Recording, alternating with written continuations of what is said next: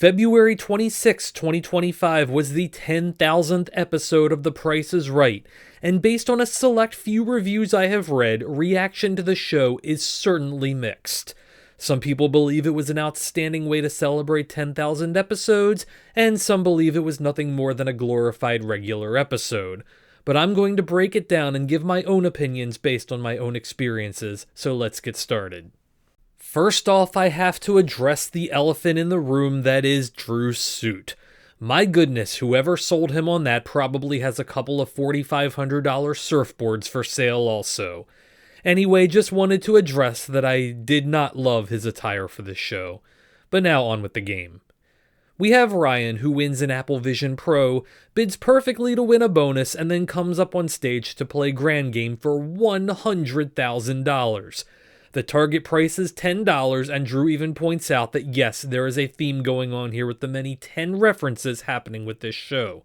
Anyway, Ryan easily wins and comes away with the full amount in what is clearly a very emotional few minutes in his life. I have read some viewers criticize that the game seemed to be set up to be an easy win comparatively to other playings, while other viewers would prefer to see big winners for a big show. Do you agree that the game was too easy? Let me know what you think below. Next up, we have a 3-in-1 game table which is being displayed by all 6 of the show's models in a very cool little moment. Elizabeth wins the table and comes up on stage to play Lucky 10, a $10 variation on Lucky 7. It's another easy win as we are now 2 for 2. The contestant here could have picked 5 in each slot and would have won, albeit with some drama. If the contestant picked something low for the 3rd digit, it would have been a steep uphill battle to win, so I'm not going to be too harsh on this game being easier than normal because in some ways I don't believe it was.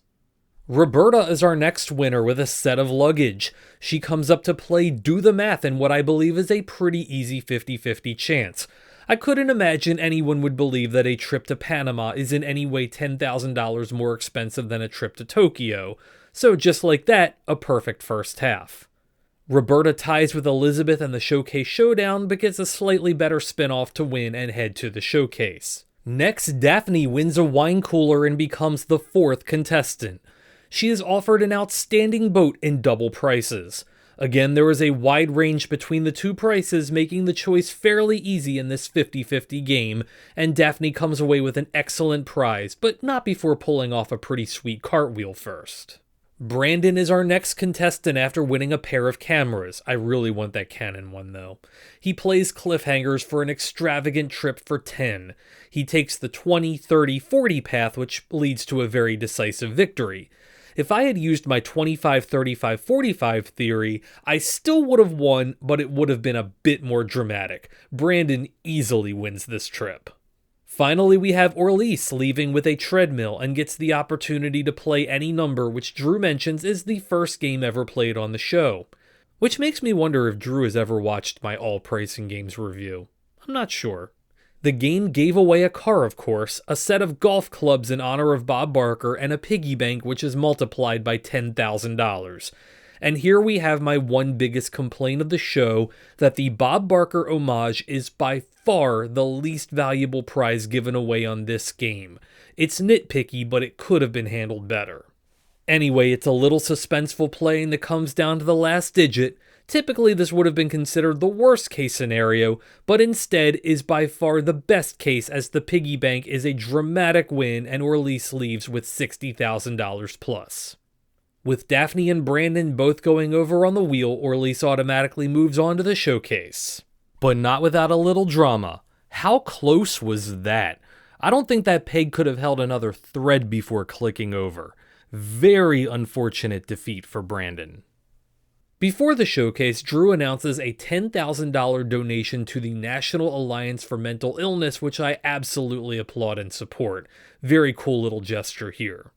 We are then presented the showcases, which Orlise comes away the victor, walking out with an electronics suite, a cash stuff envelope bag, and a new car totaling over $102,000 in cash and prizes all told. This was an enjoyable episode with mostly games I consider to be gold standards, a lot of big wins, and a really fun selection of contestants. Again, my only complaint about this episode was designating the Bob Barker Honored Prize of Golf Clubs as the proverbial loss in any number, but otherwise I am glad to have watched this episode. Thank you so much for watching my review of the 10,000th episode of The Price is Right. If you would like to see me review other episodes in the future, please let me know below.